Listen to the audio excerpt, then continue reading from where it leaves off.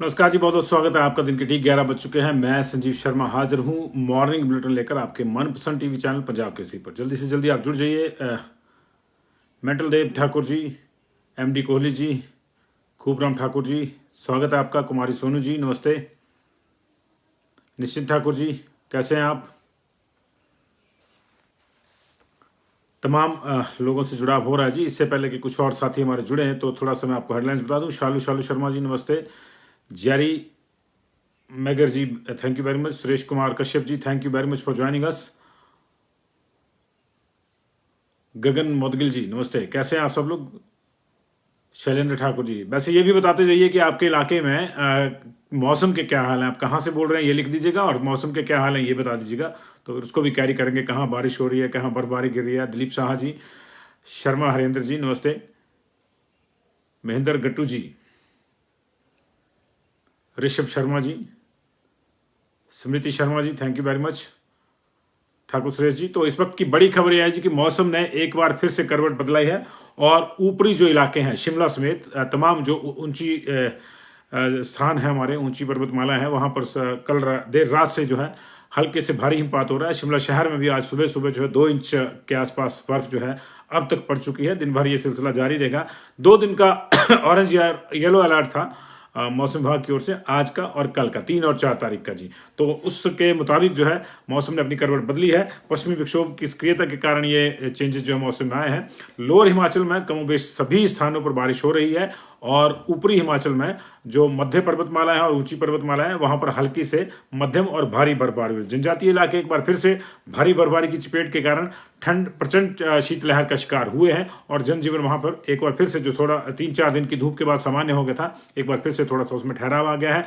कुछ सड़कों के बंद होने की सूचना है, लेकिन ये सूचना जो है शाम तक ही पूरी परिपक्व हो पाएगी, क्योंकि इनिशियली कुछ जगह पे गाड़ियां फंस जाती हैं तो हम उसको भी मार्ग अवरुद्ध कह देते हैं। लेकिन मार्ग अवरुद्ध टेक्निकली वही है कि जहां इतनी बर्फ पड़ जाए कि वहां फिर अगले कुछ घंटों तक जो है या एक दिन तक जो है वहां यातायात संभव ना हो। बिजली को लेकर भी कुछ शिकायतें लगातार आ रही हैं चंबा से, सिरमौर से, और मौसम की वजह से कुछ जगहों पर जो बड़ी मुश्किल से अंधेरा दूर हुआ था वो फिर से जो है संचार व्यवस्था थोड़ी जो है गड़बड़ाई हुई है। लेकिन अगर बात करें तो इसी मौसम की वजह से जो है बागवानी और कृषि को भी जो है लाभ होगा। तो अपने अपने प्लस माइनस हैं सारे मौसम के।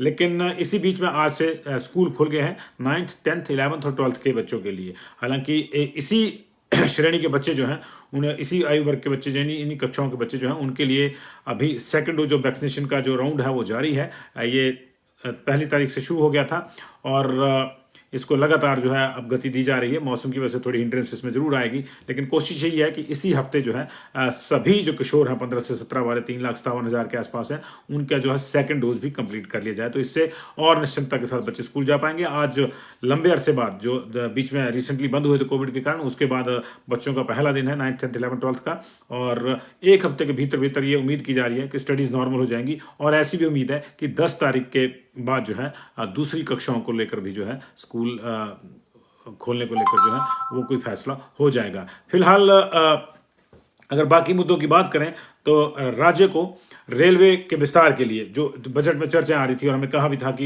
ये स्पेसिफिक जो बजट्स है उसके जो इनपुट्स हैं और थोड़ा लेट आते हैं, तो कल रात एक इनपुट आया था जिसको हमने आपके साथ साझा किया था, बल्कि हमने क्या माननीय मुख्यमंत्री ने किया था उस इंटरव्यू में, आपका बहुत ज़्यादा प्यार मिला था उसको। तो उसमें जो है 2653 करोड़ रुपए कुल मिला के जो है रेल परियोजनाओं के लिए मिले हैं, जो पहले नहीं लग रहा था पता कि कितने मिले कितने नहीं मिले।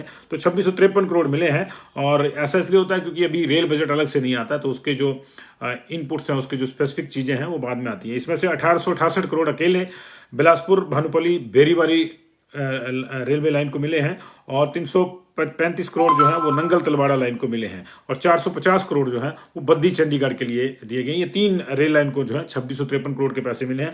बाकी रेल लाइन का भी जो है वर्कआउट किया जा रहा है, उनके कईयों के सर्वे चले हुए हैं, कईयों का कोई किसी स्टेज पे काम है, लेकिन ये एडवांस स्टेज पे इन तीनों रेल लाइन के काम है। खासकर तौर से जो बिलासपुर भानुपल्ली बेरीवाली है, आगे वो लेह तक भी जाएगी, तो उसके लिए जो है इस सेक्शन के लिए 1868 करोड़ रुपए मिला। ये माननीय मुख्यमंत्री ने देर रात 10:30 बजे हमारे साथ इंटरव्यू में ये इनपुट्स दिए थे, जिसको हम दोबारा से रिपीट कर रहे हैं। उस इंटरव्यू में हमने उनके साथ बाकी मुद्दों पर भी चर्चा करी थी। एनएचएम का, जिनका आज संभवतः 5वां दिन आज जो है काले बिल्ले लगाकर काम करने का है। आज से उनकी गेट मीटिंग शुरू हो जाएंगी। कल वो मास कैजुअल लीव पे थे जी, और आज से उनकी जो है गेट मीटिंग शुरू हो जाएगी। और इन गेट मीटिंग्स के बाद जो है 2 घंटे के टूल डाउन भी वो करेंगे इसके दौरान, और मंडे से उनका फ्यूचर कोर्स ऑफ एक्शन होगा। लेकिन मुख्यमंत्री ने कहा है कि उनके मामला उनके ध्यान में है, कुछ उसमें टेक्निकलिटीज हैं जिसको वर्कआउट कर रहे हैं। तो उम्मीद की जानी चाहिए कि जिस तरह से जीपीबीए को उन्होंने आश्वासन दे दिया था, जल रक्षकों को उन्होंने आश्वासन दे दिया था सरकार ने कि बजट में आपके लिए कुछ ना कुछ बढ़िया प्रावधान होगा, तो उम्मीद की जाती है कि एनएचएम के लिए जो है बजट में कोई बड़ी घोषणा होगी, जैसे कि उन्होंने कल संकेत दिया, वो आपने देखा भी होगा। अगर आपने नहीं देखा है तो वो हमारे पेज पे इंटरव्यू जो है वो यथावत है माननीय मुख्यमंत्री का, जिसमें बहुत सी चीज़ों का उन्होंने विस्तार से जो उत्तर दिया है। कोर्ट में भर्तियां फंसी है, उनको लेकर उन्होंने कहा कि हमारी कोशिश है कि मैक्सिमम लोगों को राहत दिलाई जाए। और उन्होंने ये भी कहा कि जो भर्तियां नहीं हो पाई हैं, खासतौर से जो कंप्यूटर प्रोफेशनल का मुद्दा हमने उठाया था उनके सामने, तो उन्होंने कहा कि जल्दी ही जो है इस पर कोई बड़ा फैसला सामने आएगा, और हम चाहते हैं कि जितने ज्यादा लोगों को रोजगार दिया जा सके और जितना संभव हो वो दिए। उन्होंने एक बड़ी घोषणा करी थी कि जितने पद खाली हैं सरकार में उनको भरा जाएगा। ये बड़ी बात है अपने आप में, क्योंकि बहुत से पद खाली हैं, चाहे वो जेईस के पद हों, पीडब्ल्यू में अलग से हैं, जेल शक्ति विभाग में अलग से हैं, बिजली बोर्ड में अलग से हैं, तो उन्होंने तो उनको भी भरने की बात करी है। तमाम उन्होंने कहा कि जितने भी फंक्शनल पद हैं खासतौर से और खाली पड़े हैं, हम चाहते हैं कि उनको भरा जाए। और कुछ नीतियां जो है एसएमसी को लेकर या बाकी इस मामलों को लेकर जो बना रहे हैं, एसएमसी को लेकर दिक्कत ये आ रही है कि उनका जो कार्डर है वो इसी तरह से था, ज्वाइनिंग उनकी इसी तरह से थी कि रेगुलर आएंगे तो उनको जाना पड़ेगा, लेकिन उनके लिए भी, उनके एडजस्टमेंट के लिए भी, क्योंकि ये भी संभव नहीं, अच्छा नहीं लगता कि कई साल की नौकरी के बाद किसको कह दिया जाएगा कि अब जाओ, भले ही कंडीशनल ज्वाइनिंग हो, क्योंकि जो बेरोजगार होता है वो कंडीशनल ज्वाइनिंग भी करता है, क्योंकि उसको इमीडिएटली रोजगार चाहिए होता है। तो एसएमसी टीचर्स को लेकर जो है आज मुख्यमंत्री ने कहा है कि हम लोग जो है उसको लेकर कोई नीति बना रहे हैं, और जल्द भविष्य में जो है एक वो नीति जो है वो सामने आएगी। इसी बीच जो एसएमसी टीचर्स एसोसिएशन की तरफ से आज दोपहर 12 बजे शिमला प्रेस क्लब में एक प्रेस कॉन्फ्रेंस भी रखी गई है, उसको भी हम लाइव दिखाएंगे, वो क्या चाहते हैं क्या नहीं चाहते हैं, किस तरह से उनके मुद्दे को चाहते हैं कि सुलझाया जाए।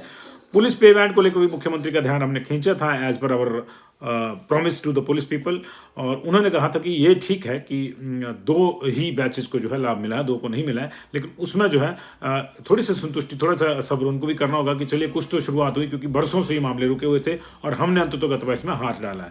तो उनके ध्यान में ये मामला है, और उन्होंने कहा कि 2018 का बैच जो 17 में रिक्रूट हुआ था और किन्हीं वजह से उनकी ज्वाइनिंग लेट हुई थी और 18 में हुई थी, वो और 19 का जो बैच है उसके लिए भी राहत मिले, इसका वो प्रावधान कर रहे हैं। तो ये संभवतः ये अभी क्योंकि नोटिफिकेशन उसकी नहीं हुई है, तो ये पॉसिबल है कि 3+2 के साथ जो है 2+2 का फार्मूला दी जाए, जो 1 साल का गैप पड़ रहा है उस तरह से जो है, जो सर्वमान्य हाल मुझे लग रहा है कि वो है, उसको दूर कर लिया जाएगा। लेकिन उन्होंने कहा है कि नोटिफिकेशन में कई और चीज़ों को, कई और विसंगतियों को हम दूर करेंगे। हम नहीं चाहते कि हम कुछ काम करें भी और उसमें विसंगति भी रहे। तो हम लोगों का ध्यान इसमें है, ये मुख्यमंत्री का कहना था, और हमारा आपसे ये वायदा था कि हम इस मुद्दे को जब भी उनसे मिलेंगे उसको उठाएंगे जी। तो हमने उठाया था एनएचएम एम्प्लॉयज़ का मुद्दा, हमने पूरे जोर से उठाया था, हम अपने नेटवर्क पर भी उठा रहे हैं। कल भी हमने वायदे के मुताबिक कहना कि हमारा जो उनसे जो वायदा हुआ था वो बजट पर बात करने का हुआ था, लेकिन हमने कहा कि चलिए अब कैमरे के सामने बैठे हैं तो मना तो करेंगे नहीं, तो 4 सवाल आपके भी पूछ लिए जाएं, क्योंकि सरोकारों की पत्रकारिता को हम लोग जो है महत्व देते हैं, और हमारा सरोकार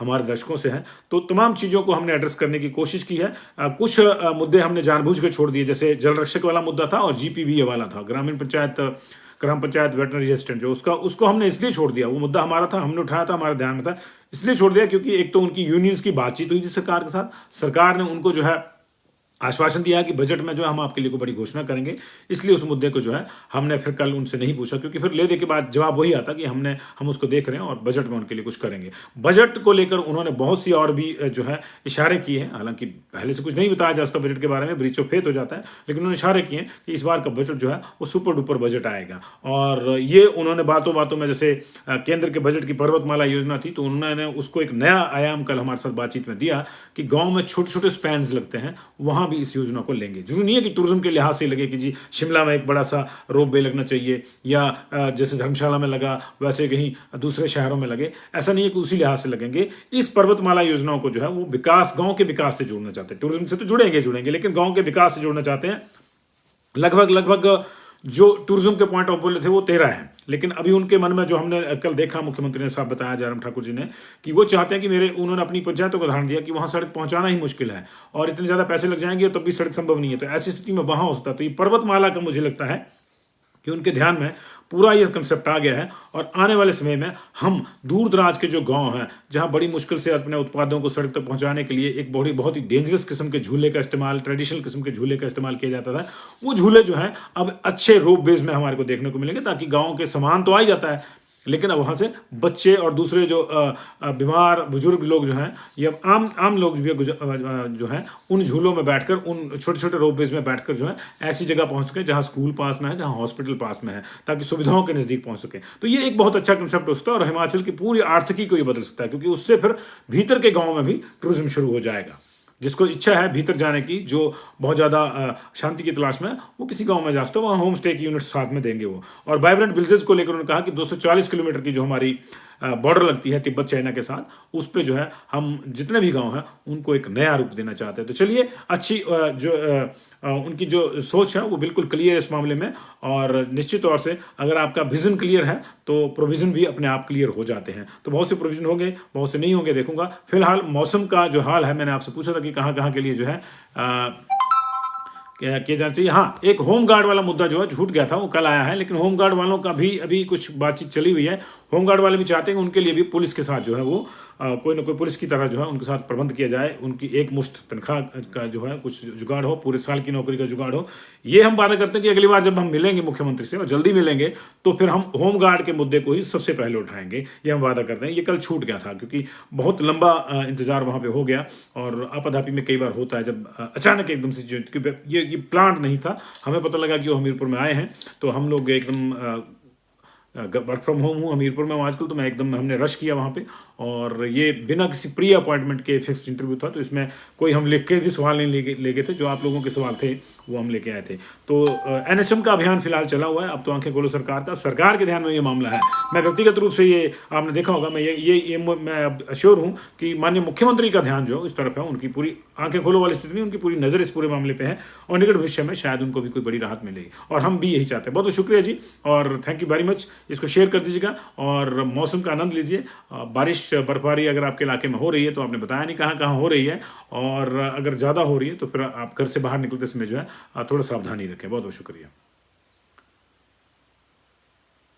Subhash ji, Ritu ji, Kartik Mayal ji, justice for NHM, justice for Jal Rakshak जी। जल रक्षकों का मामला इसलिए नहीं हमने उठाया क्योंकि आपकी बात हुई है, आपने अपना जो 3 तारीख का जो आज होना था आपका, वो भी आपने रोक दिया था प्रदर्शन शिमला वाला, उस बातचीत के बाद, इसलिए जो है इस चीज़ को नहीं लिया गया। Nita Sharma ji, Kant Thakur ji, thank you very much, thank you very much, thank you one and all. Dinesh Bhatt ji, thank you जी। दीपेश शर्मा जी, बहुत बहुत शुक्रिया। GPVA का मुद्दा हमने इसलिए नहीं उठाया कि हमने बता दिया क्योंकि आपकी एसोसिएशन ने जो है उसको वापस ले लिया फिलहाल एश्योरेंस के बाद, तो होपफुली आपका बजट में जो है ये अनाउंसमेंट हो जाएगी रेगुलराइजेशन की, और हम भी चाहते हैं। Thank you. देखिए, अमन ठाकुर जी, पुलिस पेमेंट पे आपने देखिए उनका आप बयान एक बार फिर से सुन लीजिए, उन्होंने कुछ चीज़ें स्पष्ट करी है, मुझे लगता है कि उस हिसाब से जो आप चाह रहे हैं वैसा ही होगा।